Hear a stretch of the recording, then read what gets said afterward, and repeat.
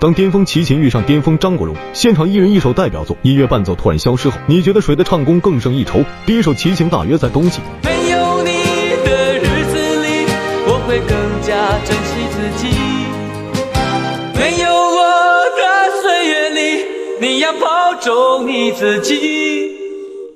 你问我何时归故里，我也轻声地问自己，不是在此时，不知在何时，我想大约会是在冬季。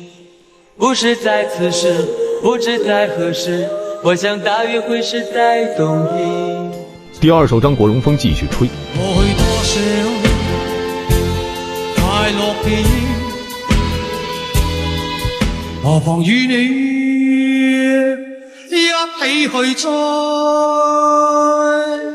要將憂鬱苦痛洗去，柔情蜜意我願記取，要強忍離情淚，未許他鄉下睡，愁如鎖眉頭中，別離淚始終要下垂。